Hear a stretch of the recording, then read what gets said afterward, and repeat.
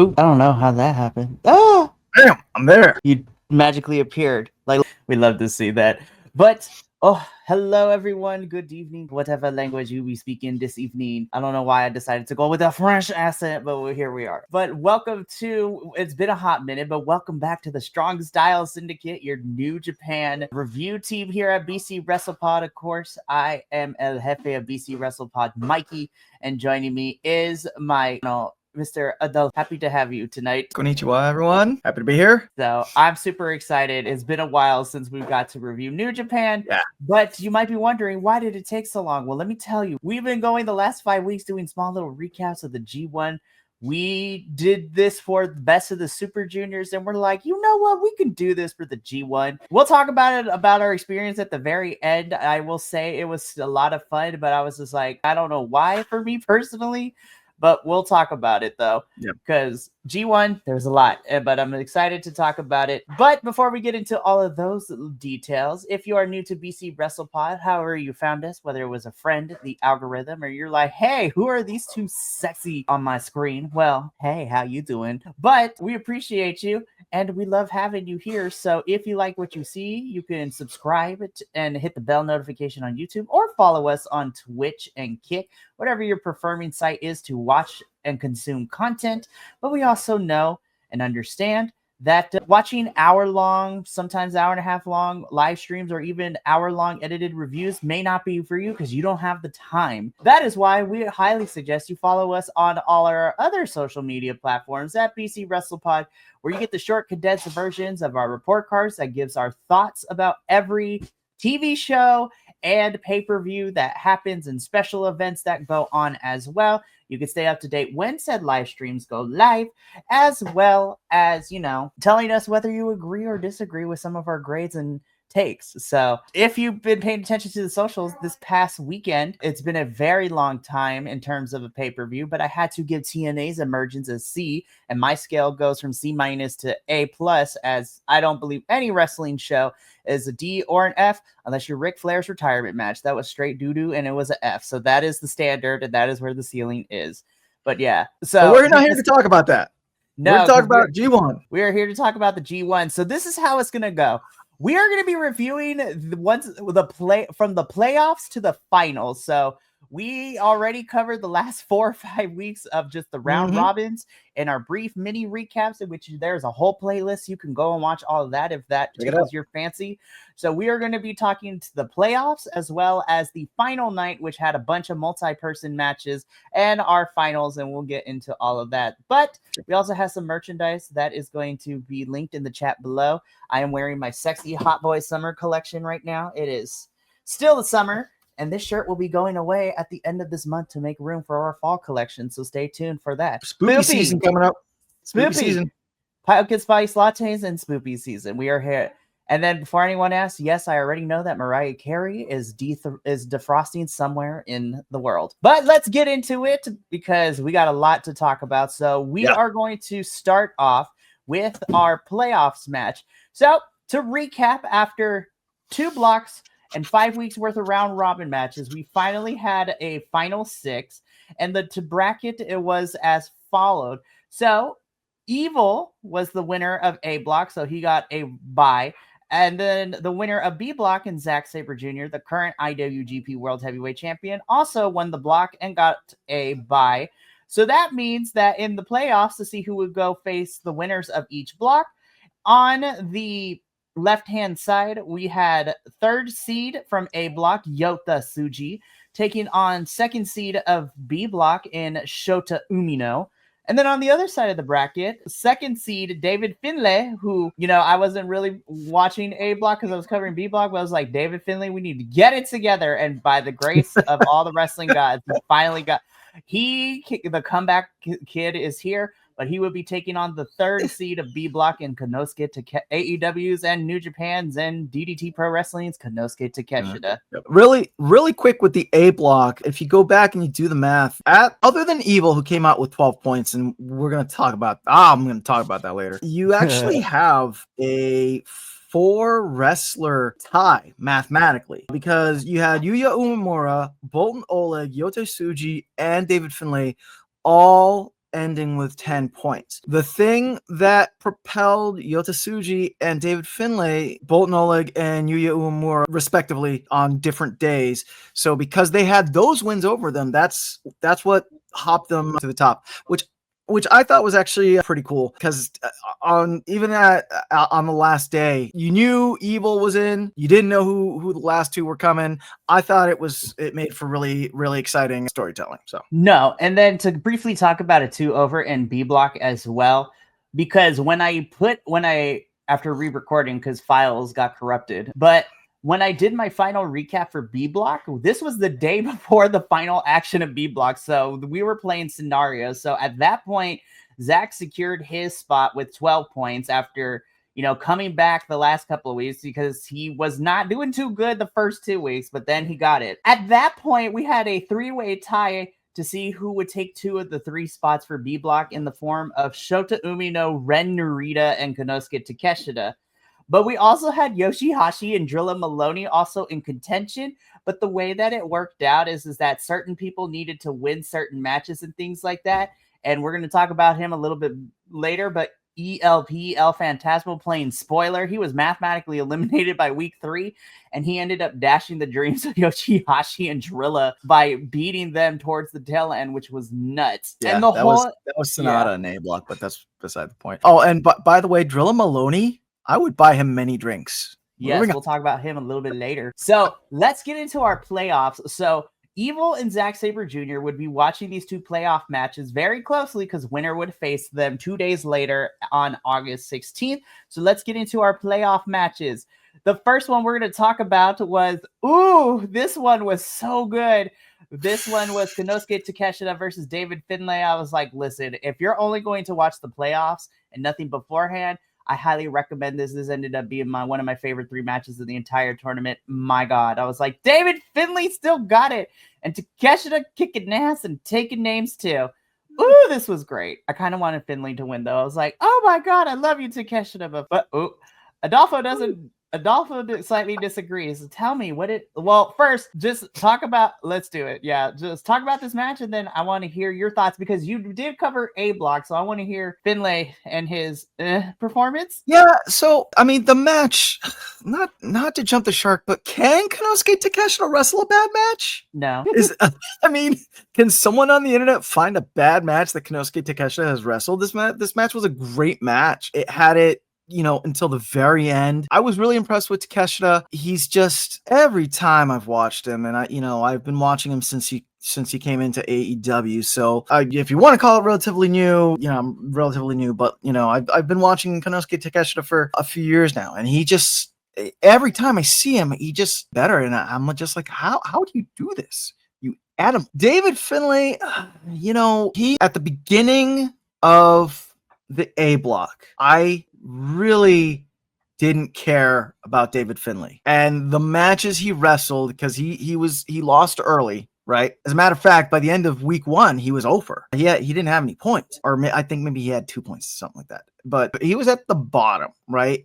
And he seemed like he was all bark, no bite, no pun intended. The other thing that really turned me off was the announcers kept comparing him to the other leaders of the Bullet Club War Dogs. Yeah, Bullet Club in general, which he even did after his loss in his press conference after he lost, that he was pissed because he is apparently the only Bullet Club leader who hasn't made it to the final in the G1, and it just like, to me, it seemed like everyone else was there for themselves, and that to me was a better story. I didn't feel like he was there 100%. And then even like in the matches that he like popped up, he just seemed like a shell. Like he was just going through the paces. So I don't know if it's story going on with him. I know that, what was it, Dominion, going all the way back to Dominion. That's when I feel like everything really started going tits up for him. War Dogs was getting dismantled left and right. Exactly. And then, the House of Torture really brought it in. So yeah, since then, it just seems like he's been kind of phoning it in. And the announcers keep talking about, the Finlay family, this and that and the other. And I don't see it. I didn't see it. listen, even in his wins, even in his late A block wins, you couldn't get on. You couldn't get on board the train, so to speak. Yeah, and I mean, he did have a good match. Which one was it? I'd have to go back in my notes, but he did have a good match at the end there. But like, definitely when he made it, when they announced that he was the third one from the A block that was going in, I was like, so he's going to be the first one out. Okay, right. To be fair, to kind of talk about commentary, listen, Walker Stewart and Chris Charlton, I love you both, but I was like, let's reel it back. Like, I get your commentary, but like, I was like, are we sure I'm like, I'm not sure if I agree with you. Still love you, but anyways. So after all is said and done, Takeshita beats David Finlay, and he would be going on to the semifinals to face Zack Sabre Jr., who we're going to talk about in a little bit. But let's get into the final playoff match to see who would face off in Evil. And these are the two that are going to lead, in my opinion, are going to lead the new generation of New Japan into the next era. And this is Shota versus Yota Tsuji. This was also a really great match. And dare I say, I think this was my favorite of the two playoff matches between, the two that we got for this particular night. Kind of this whole entire year since losing to Zack at Wrestle Kingdom has been a journey about reestablishing himself, finding himself, what works for him, who does he want to be, what kind of wrestler is. And this tournament was an extension of that because we got to see him kind of get back some of the stuff that we saw at the beginning of the year with his ring outfits and how he treats his opponents. But damn, Yota Tsuji over here has been a constant favorite of mine. And I was just like, where in the world is this Carmen Sandiego mofo over here? This match was so damn good. I really love this one too. And this was my favorite because I think these are the two current, I don't want to say young ones because they're kind of not in their 20s, but still they are going to lead New Japan into the new era, especially Yota in my opinion, but Shota's also there as well. This was so much fun. I had such a blast watching these two. I'm like, yes, this is what I want. And I was worried that he wasn't going to have that momentum going into the finals. But he's a fantastic wrestler, and he reclaimed that, and he went in there and he did his thing, and he does end up with the win over Shota Umino. Sorry if I jumped the shark on that. I am a new watcher, and I know that Shota Umino has gotten crap from, I guess, older fans and this, that, and the other. His dad is a ref or, higher up, and he's kind of, been handed stuff, blah, blah, blah. I'm sorry, like, hot take, I see a wrestler who goes in and he puts the work in, and every time I've seen him wrestle, he has put the work in, and he has wrestled with his heart, and he, hasn't phoned it in, David Finlay. He's there. And he knows what he's doing, and he looks good. He's got that look. So, I totally agree. I feel that the future of NJPW is going to be on the shoulders of the likes of Shota Umino and Yota Tsuji. The match was a great match. Definitely, if you get a chance, go back, rewatch it. It was, I don't want to say it was a clinic, but it was a really entertaining match. So it definitely was. And like you said, Yota Tsuji beats Shota Umino, and he will be going off into the semifinals, which let's get into. So by the end of our August 14th episode, we had Shota and David eliminated, which led into our semifinals. So let's get into it. So the first semifinal match we had, of course, talking about him not like less than 5 seconds ago, Yota Tsuji takes on the leader of House of Torture in the form of Evil. I was just like, who in New Japan decided that House of Torture is going to run shit in New Japan? I was like, how dare you? We here at BC WrestlePod, specifically me and JBL, like, we have rolled our eyes as like avid watchers of New Japan and watching the House of Torture shenanigans, especially this year. Like, oh God. And to jump the shark a little bit, when Evil beat Yota Tsuji here, I was like, oh my God, is New Japan actually going to let Evil win this tournament? But I actually really like this match. So it's all saying that. I actually kind of dug this match. Of course, we got House of Torture stuff, but this isn't the first time these two have gone at it. So Yota Tsuji got one up over on Evil with the whole twin thing at Dominion, which was so much fun. Yeah. But Evil got the lick back in here, though. But I had a good time with this match. Nothing too crazy, but I enjoyed myself, surprisingly. No, yeah, well, the wrestling aspects were great. Evil is a good wrestler, and I mean, we just talked about Yota Tsuji, so I'm not going to recover that there. I said this in my A block review. House of Torture was going to win. It's not Evil. It's House of Torture. And that is exactly what happened. They came in, they shenaniganized throughout the whole match, getting Evil that win. I mean, like, seriously, Yota Tsuji, even the ref, they couldn't turn around without, someone else from the House of Torture popping up and doing a thing. Evil came down with Finlay. I'm sorry, hang on, let me check my notes. With Dick Togo and Don Filet, who's been coming down with the entire tournament. But of course, like, that means nothing because you have Kanemaru and Sonata and the rest of House of Torture kind of like lurking in the shadows. But Evil himself, like, he's flipped the script. He's become a very devious wrestler. I mean, he kept taking the ref and like tossing him in the way of Yota Tsuji every time Yota Tsuji, wound up for a gene blaster, and Yota was like, and he had to stop, and he did it again, and then by the next time that he did it, and the ref turned around, he Evil low blows Yota Tsuji, the ref gets knocked out, and I mean, to be honest, it wasn't Evil who beat Yota Tsuji, which I know I just said. It was Don Filet knocking Yota Tsuji out, and then Evil just kind of like submission hold. Because he didn't tap out. Yota Tsuji did not tap out. The reason why the ref called the match is because he was knocked out, and that was Don Filet. Evil cannot win by himself. No, he has to have the House of Torture coming in, and it was entertaining at the beginning of the A block, right? In the first like week, 2 weeks, but like halfway through week 2, getting into like the end, it was really becoming irritating, to the point where like they would show up and I'm like, well, we know who's going to win. It's going to be Evil, or it's not going to be Evil. It's going to be House of Torture. And even if you go back and you watch, my A block reviews for that week, that one, not Evil. It's House of Torture. Very fair. Yeah. And ELP, he said it on commentary. I think it was week 2 in the, what was it? I think it was like the Sonata More match. One of those matches, but it was Sonata is a part of House of Torture. And the match started out, and it was going to be this beautiful technical magistry. I was so into it. And all of a sudden, the House of Torture shenanigans started, and Sonata ends up winning. And it just kind of like ruined everything, It was a rough go for sure. Yeah. ELP, he was so much fun on commentary. I'm not even going to lie. A few times we really had it. And Drilla, too. I'll be like, I can listen to those two talk shop all day. It's so good.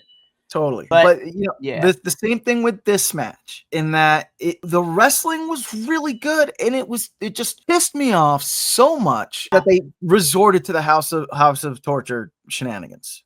And that is who won this match, was the House of Torture, not Evil. House of Torture. I will say this though, because like the House of Torture stuff during the Best of the Super Juniors was kind of fun because it was very minimal and it was like that. But we're going to talk about it in our finals too, but yeah, so Evil and House of Torture helps Evil beat Yota Tsuji. So now we get into the final semifinal, and this is everything that I wanted. Zack Sabre Jr., your current IWGP World Heavyweight Champion, taking on Konosuke Takeshita of AEW, DDP, whatever promotion.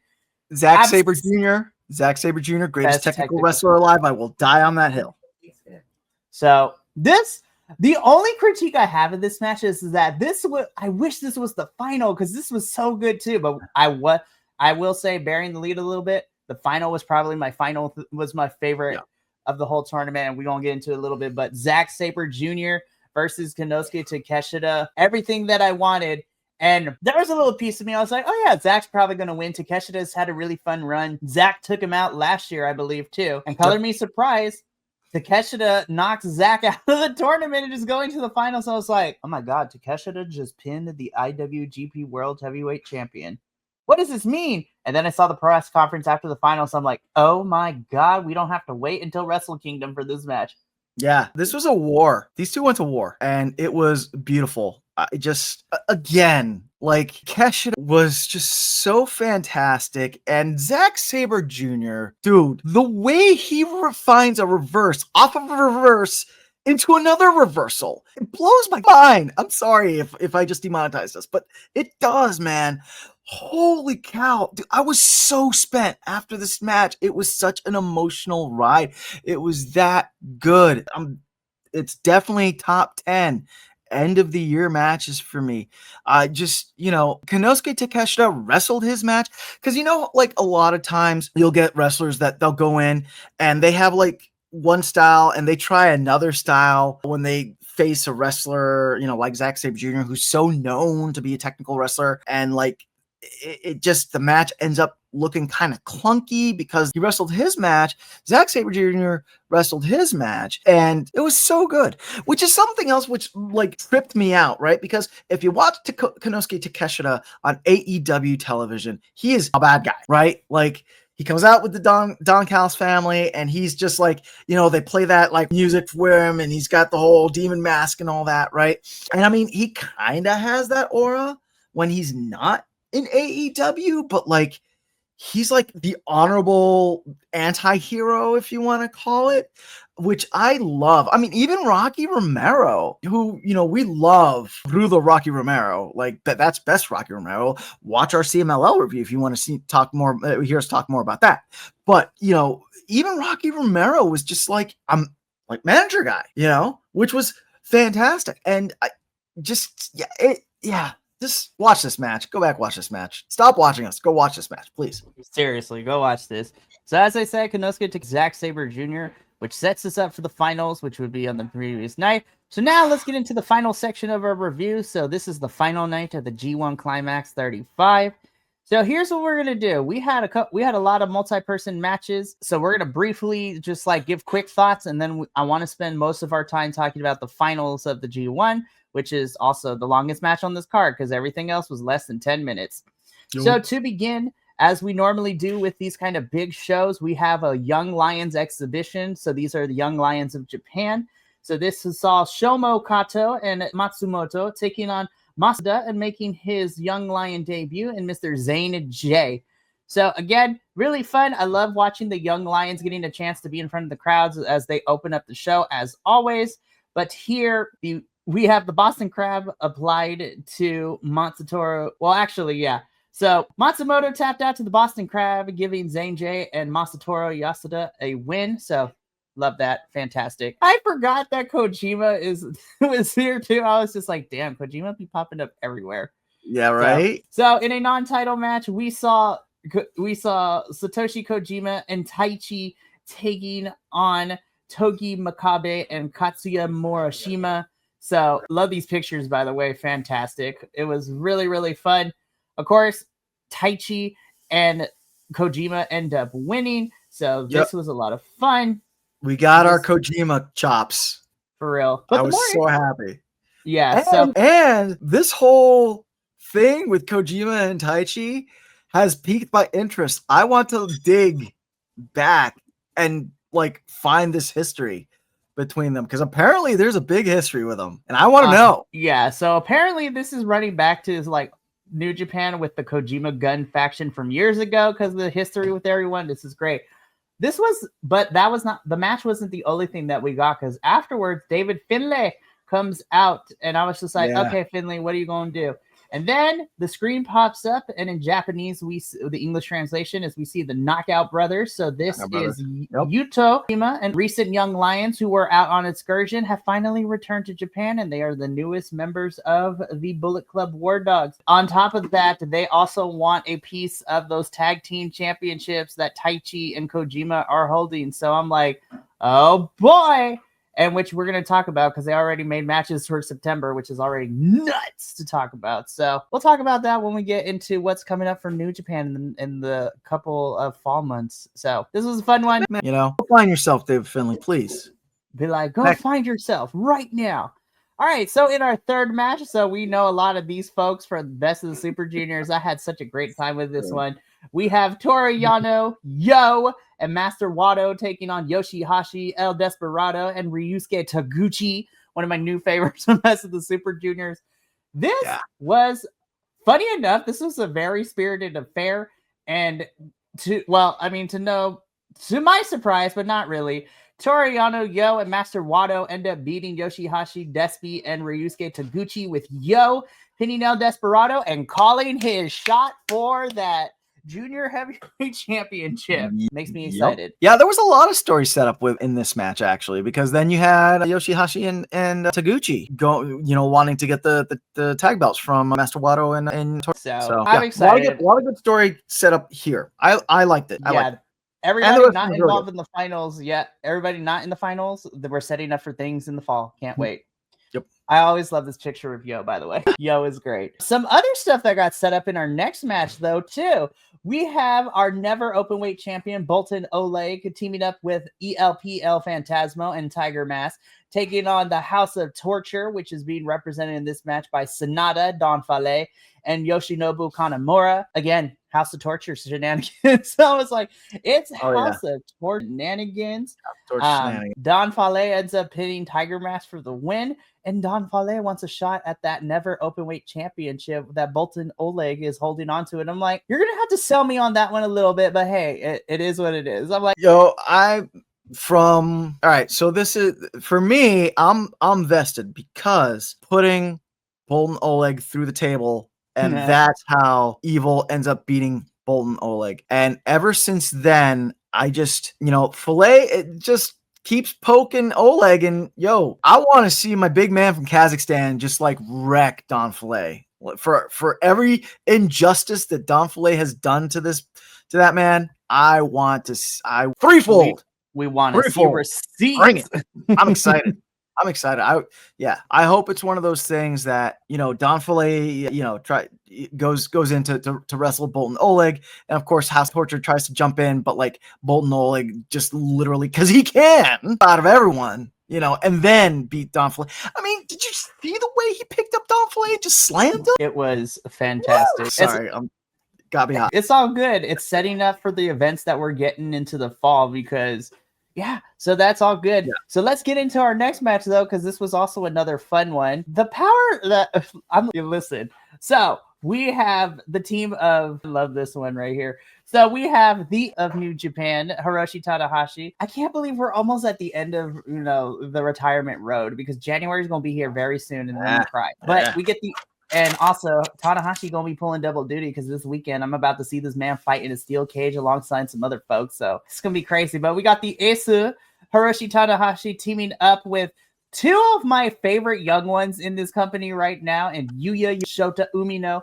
taking on United Empire, being represented by the Great Khan, Callum Newman, and Jacob Austin Young. I love the crowd. It loves Tanahashi. I love Tanahashi. We got 6 minutes of intros. That was great. This was a fun match. But again, we go back to what we've been saying. It's like, damn, Bullet Club, War Dogs, and United Empire are kind of falling apart right now. I was like, no. Just a point of information. Shota Umino didn't... Wait, no, that wasn't this. Wait.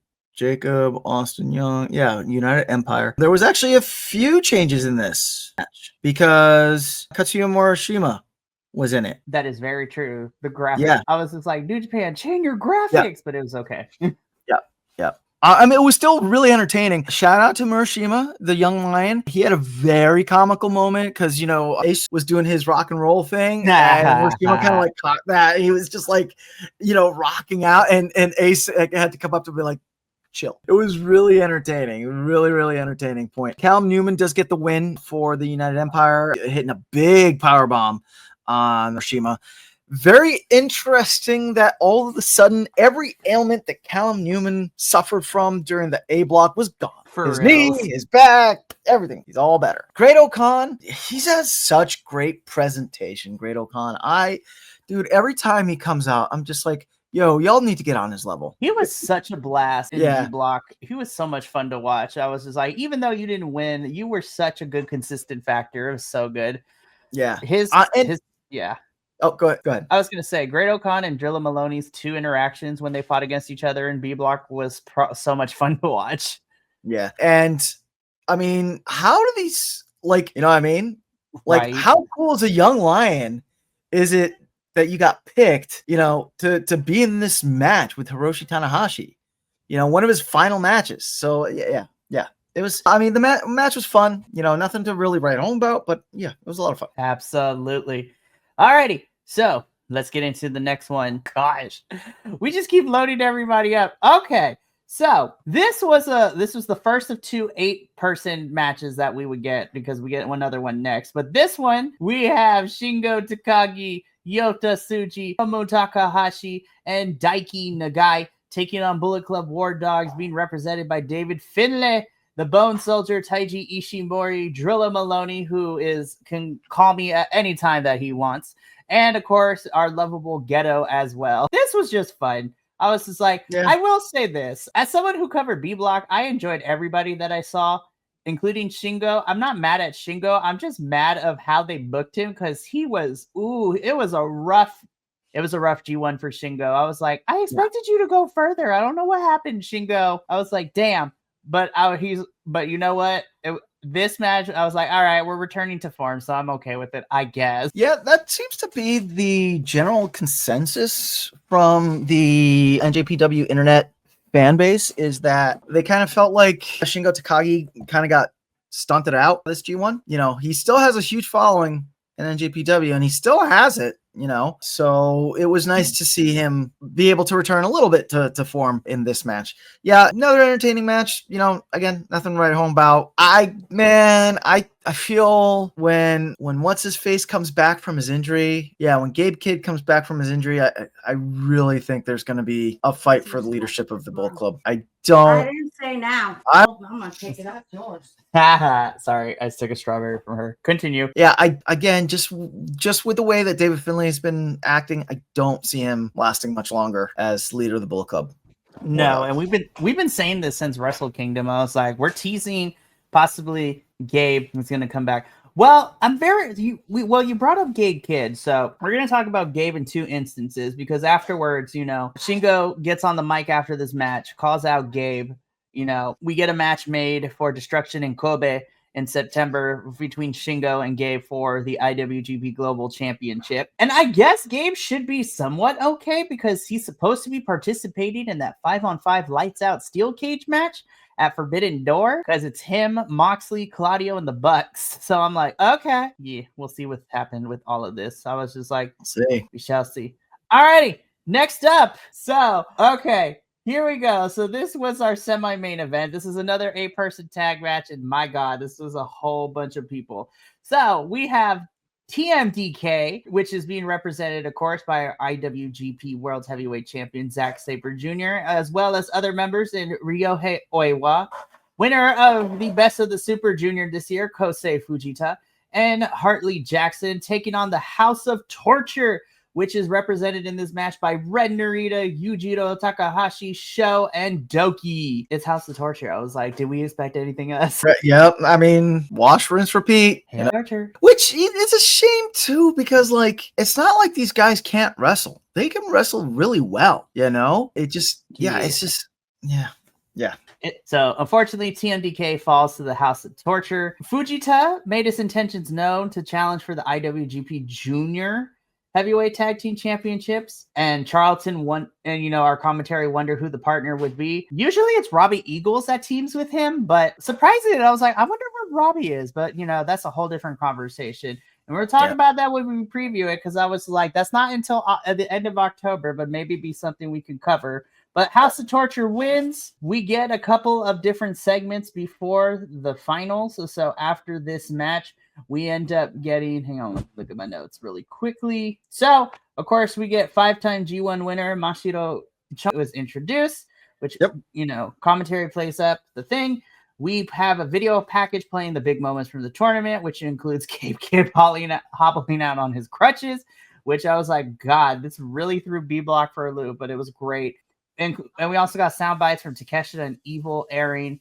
So we've waited long enough, Adolfo. Let's get into this, because Evil, I take back everything I said about you so far. I still think shenanigans of House of Torture is cray-cray. You pulled out some of the best shit I have ever seen you pull out in this match. Both of them were pulling out things I did not know they had in their arsenal. And like, I forgot what it's called, but Takeshita, like doing that 2-legged, like really back, then boom, I was like, Takeshita, like, where are we picking this up from? This, like, I recognize that move from, I think the wrestler was named Neputoma or something like that. I was just like, holy shit, we haven't seen that in Japan in ages. Takeshita, who are you training with? Who's teaching you these things? And who do I need to give the thanks to? Because my God, these two. Here's what I think was motivating. Takeshita was pulling out moves I did not know he had. Evil heard that Tony Khan was talking massive shit about him, about not being his favorite wrestler. Is like, watch this, and then start pulling out all sorts of stuff. Yeah, let me tell you, when I saw the entire House of Torture stable in the corner of Evil, even though Red Shoes told everyone that they had to stay behind the barricade, I still was just like, oh, I would love if out of nowhere, like the Don Callis family just kind of like filed in, and played keeper for Konosuke Takeshita, but that didn't happen. The first half, I feel like this match was the match of two halves. The first half was a House of Torture match, right? Because you had House of Torture just coming in, doing their thing and causing shenanigans and coming in, doing things with House of Torture shenanigans. Again, new NJPW watcher, right? So, like, sorry if I'm still watching this with starry eyes, but halfway through the match, when the twist happened, when referee Red Shoes told House of Torture to get the F out, right? And Rocky Romero was like headlocking and dragging people out, right? I was like, okay. And then later on, when Ren Narita tried to do his nonsense, and Zack Sabre Jr. comes out and drags him back into the back, and you had like that cool like moment where Takeshita like looks at Zack Sabre Jr. They have that like moment, you know what I mean? Like that was really cool, and that's when like this match went from meh to like, man, yeah, I gotta pay attention to what the hell's going on, because like Takeshita was pulling moves like out his ass, like crazy. Hey, did you know that Evil can wrestle? Right? He can wrestle. He can actually wrestle, and not only that, but like the two of them, they went both technical and then brawler. Like some of those lariats that Evil was laying into Takeshita was just like redonkulous. That spot where Evil knocked Takeshita off the top turnbuckle and Takeshita like landed on his knee, I was like, nope, that's it, done. There were a bunch of like drivers with that Evil hit on Takeshita that I was like, yeah, nope, that's it. But he kicked out again. Like, not to sound like a broken record, but these two went to war in the most beautiful way. This match had me glued until the very end. I was so happy that Takeshita got the clean 1, 2, 3 on Evil. And also interesting to point out, towards the beginning of the match, halfway through the match, the crowd was very split. Yep. Right? At that halfway point, I think after Evil hit that one last low blow on Takeshita, that's when the crowd really, I felt, flipped, and Takeshita really won the crowd over. Do you know that there's apparently there's a bunch of grumpy NJPW fans because Takeshita is a part-timer. He's not a real NJPW. Right. And it's not even just New Japan too. There's a lot of like Japanese wrestling fans in Japan that aren't too happy with winning either. Right. But I'm sorry, y'all are incorrect. It's my personal opinion. Y'all are wrong. This was a beautiful match, told a beautiful story. The ending was beautiful, and if you can't watch it for the gorgeous wrestling that it was, then you need to go watch The Fed. So it was a fun back and forth. You are absolutely right. This was a match of two halves. Takeshita, despite the knee buckling and just giving every ounce of energy he has left, was able to hit the Raging Fire for the win, and your winner twice. Twice. Yes, the winner from the top turnbuckle. Oh my, beautiful! So your winner of the G1 Climax 35 is Konosuke Takeshita, so he gets a shot at the main. Well, he gets the main event at the Wrestle Kingdom. But first of all, I cried a little bit watching him cry during his speech, talking about it. How he had a dream and he loves professional wrestling. I was like, oh my gosh! I was like, you and Bandito are still tied for my favorite wrestlers this year, so we're gonna see what's happening. But And then in the commentary too, he does not want to, he wants to, echo what Zack Sabre Jr. did going into Wrestle Kingdom earlier this year. And he wants to be champion going into his match. So that means that Zack and Takeshita are going to be squaring up possibly before then too. So I'm like, this could be fun. But Takeshita is the winner of the G1 Climax 35. So before we get into previewing what New Japan has slated for their upcoming fall months, Adolfo, let's talk about it. We had a lot of crazy matches that happened. I initially said I want you to pick your top 3, but there's a lot of matches. I want you give me like 1 or 2 matches, that I think well, I mean, you already kind of said it. It's your 2 matches that you think people should go watch from this tournament, definitely, whether it be from block, semis, finals, like whatever. Yeah, so, Takeshita, Zack Sabre Jr. still, even though the final was really good, I still think Takeshita, Zack Sabre Jr. was just fantastic. On an emotional level, definitely check out Hiroshi Tanahashi, Bolton Oleg. This was either week 1 or week 2, because they both wrestled hard, but just the reverence that Bolton Oleg showed for Tanahashi, like so much so that Tanahashi, like at the end of the match, was just like, knock it off, go be a wrestler. You know what I mean? Like, because it was just so sweet and so beautiful. Not really a match, but best dressed of the G1, that would have to go to Sonata. Because my boy did not disappoint, and I'm going to have to go back and watch, but I don't think he repeated an outfit. I think he had a different outfit for every time he showed up to wrestle. Which also, having said that, oh God, what was the match? Oh man, it was the match that ELP set in on Sonata, and I think it was Sonata Yuya or Sonata, and it was one of those 2. But, and I know this is weird for me saying this, but like, hack off the House of Torture nonsense, because the first like 5 minutes of that match are mind-blowingly gorgeous wrestling. Yeah, then you had the House of Torture shenanigans, and it just kind of like, man, and ELP, like I said, ELP even called it, right? He was so mad because like the match was turning out so good.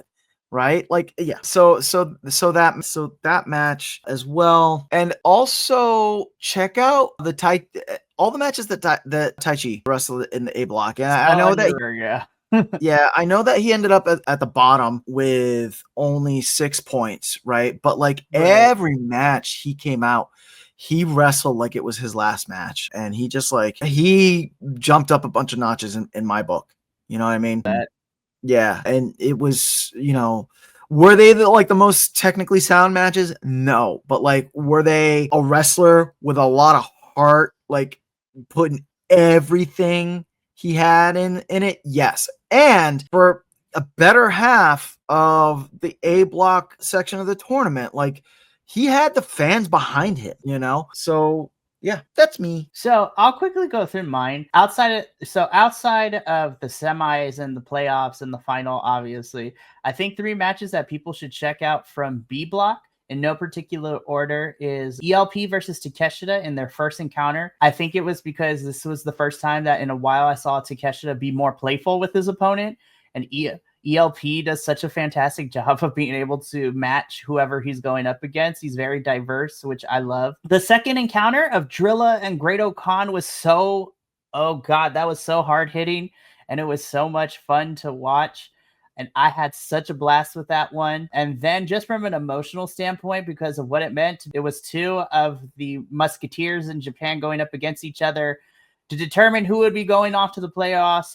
Shota Umino versus Rita, like, these 2, I was just like, my God. I was like, I felt every heart and soul and craziness of it. I was like, oh my gosh, no. And so it was really emotional to see those 2 who have a history with each other.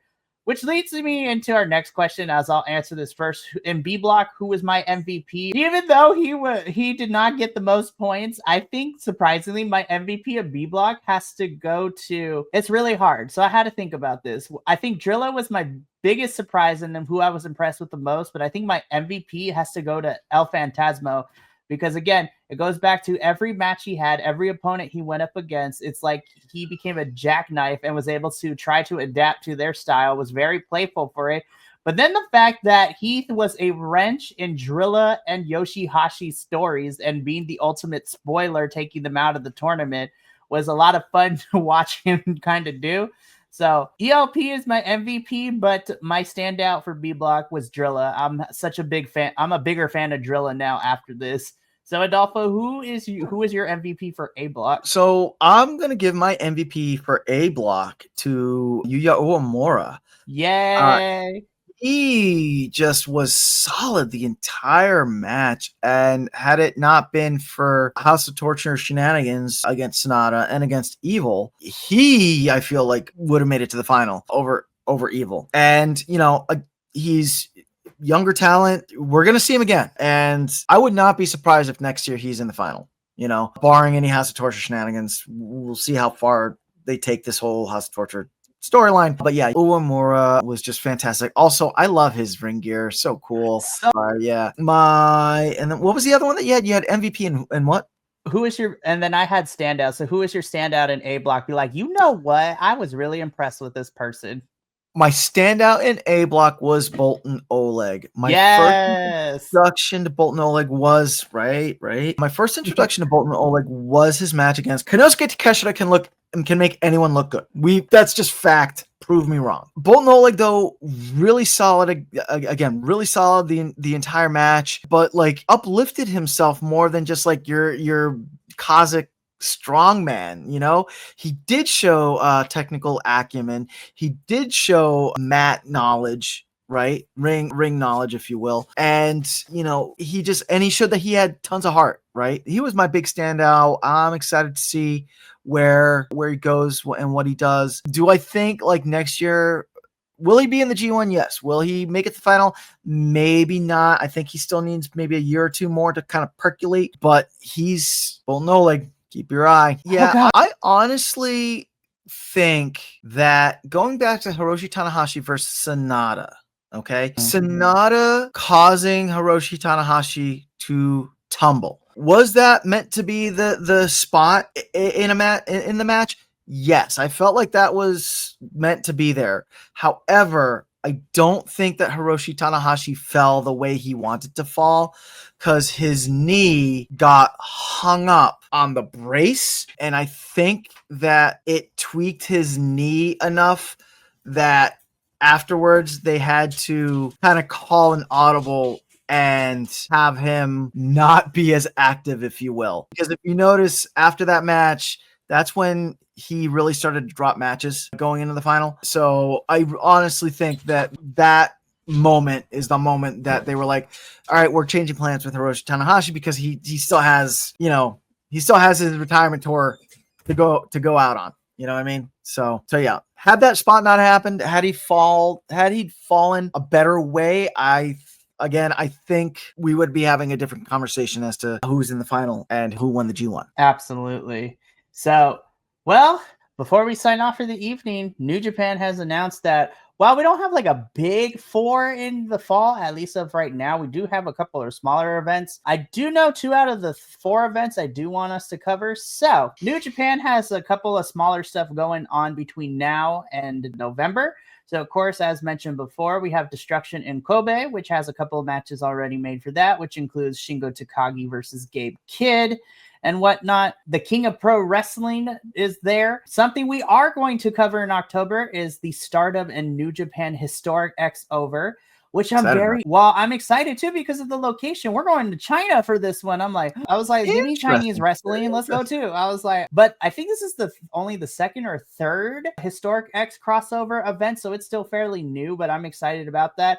And then something I do want to, because it's only a 2-week tournament, is the Super Junior Tag League. So this is the Junior Heavyweight Tag Team Leagues. 12 teams, 2 weeks. Winner gets a future shot at the IWGP Junior Heavyweight Championship. So that is at the end of October. So something that we can look into. So It's crazy, man. We get 3 months of fall, then we're in December, and then before we know it, Wrestle Kingdom 20 will be here. Yep, Tanahashi's last event. So Adolfo and I will talk about, we're definitely doing Historic X Over, and at least I would like to see if we could possibly do the Junior Tag League, but we got a long time for that. So Yep. But that is the end for our G1 Climax 35 review. Before we go, a little bit of a programming note. Adolfo is taking a little bit of a vacation away from BC WrestlePod, which is much deserved. So he will be out for about a month or so. He is going to recharge. He will still be here. We love him and he deserves it, at least so. So we wish him the best and our love and, you know, all the rechargeable vibes as possible. So Adolfo, I appreciate all the work that you've been putting in so far, especially during the summer while I was gone too, which was, you know, it was only a week, but you did a lot. And you know what? You deserve this little break. So we will be here for your return and we cannot wait. I'm going to go catch up on my stardom and start watching TJPW. For reals. I was just like, I think we should alternate if we could for however long BC WrestlePod is. I think next year I kind of, instead of doing the G1, since we did the G1, I would love to do the Stardom 5-star GP next year, I think, and like give that our attention. Yeah. I mean, I've been hearing good stuff about the matches. Yeah, it's a lot of wrestling, and you know, I would love to cover it more consistently. It's just like that Stardom is weird. The start time is a killer, you know, like 4 a.m., 5 a.m. my time. I was like, listen, I know it's the evening in Japan, you guys, but it's like 1 o'clock for me here on the West Coast, 1 a.m. It's like 5 a.m., 4 a.m. for Adolfo. Like, we want to, but we're not these sickos out here who will get up that early. I was just like, even at 10 a.m. pay-per-view is killer if I don't get enough sleep. So speaking of 10 a.m. pay-per-views, though, let's take a look at what the rest of this week unfolds.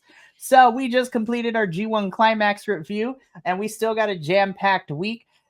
Tomorrow evening at 6 p.m. Pacific is our AEW review. Not only will we be covering this past week's Dynamite and Collision, but the team of 4 will be doing their predictions for Forbidden Door, which is this Sunday, which is going to be a lot of fun. Then on Wednesday is our NXT and CMLL review. NXT will be reviewing the Go Home show, and then I think we're 5 weeks away from the 92nd Aniversario show too. Which we're getting down brass tacks and knuckles for that one. For real. So Will and I will be covering CMLL that evening to get into all that goodness. On Friday, the TNA crew will be here to review TNA Emergence. We if you saw a review on Friday of the Go Home show, you know that Emergence was plagued with tech issues and some questionable decisions, which we're going to break all that down on Friday. Saturday at 5 p.m. Pacific is a big one. Andrew and I will be together once again to watch GCW Homecoming Night 1. And then Sunday is a double header, 10 a.m. Pacific. The AEW boys will be doing a watch along for Forbidden Door. And then Andrew and I will be back at it again at 2 p.m. Pacific for Homecoming Night 2. So we got a lot of action happening this weekend. So it's going to be a lot of fun and I cannot wait. But that's going to be it for us here at the Strong Style Syndicate. So until our next New Japan reviews in October, and as well as all the other stuff we got going on this week, this is Mikey El Jefe of BC WrestlePod signing off for the evening. So for myself, Adolfo, and the rest of our BC WrestlePod family, remember, take care of yourself, love one another, stay Bi-Conic, and more importantly than anything, you always deserve to finish your story. We will catch you later for some more wrestling goodness. But until then, until the next review, peace. Thank you so much for tuning in to another Vibe Tribe production. What's going to happen next time? Well, you're going to have to tune in to find out. But until then, remember, take care of yourself, love one another, and as always, make sure that you keep the good times rolling. Thank you for being here, and we'll see you next time.